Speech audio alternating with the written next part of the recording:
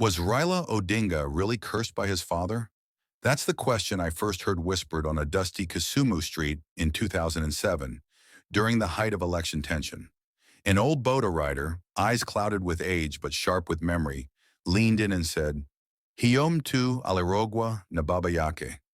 Not with witchcraft, but with words.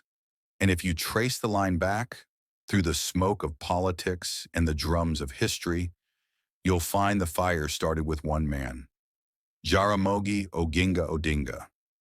In the 1960s, Jaramogi was the flame of Kenya's new dawn, a revolutionary, a Luo elder of towering pride, and the man who refused to take power after independence, insisting Jomo Kenyatta must be president first.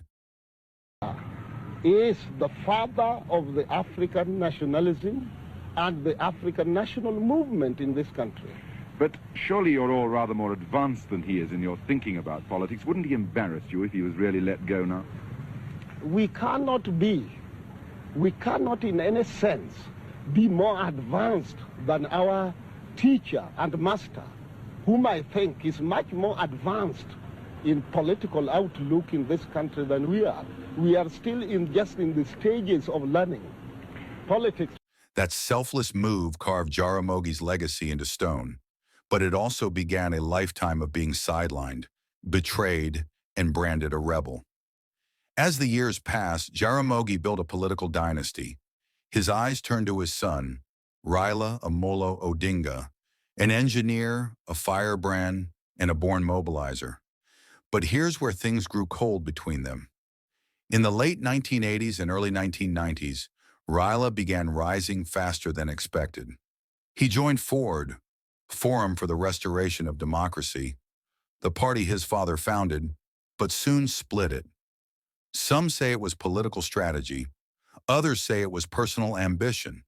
But what hurt Jaramogi deeply was that Raila aligned with men his father distrusted, made moves without consulting the elders, and eventually challenged for power inside the house his father had built. A bitter rift opened. A few close aides said they no longer spoke by the time Jaramogi died in 1994. And here is where the myth begins. At Jaramogi's funeral in Bondo, legends say an elder overheard him on his deathbed muttering something like, "Let no son of mine wear the crown unless he learns the patience of his father."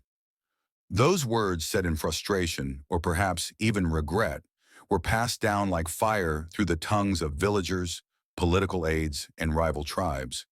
And over time, they became prophecy.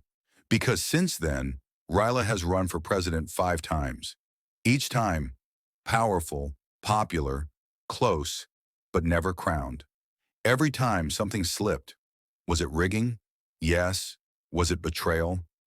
Likely.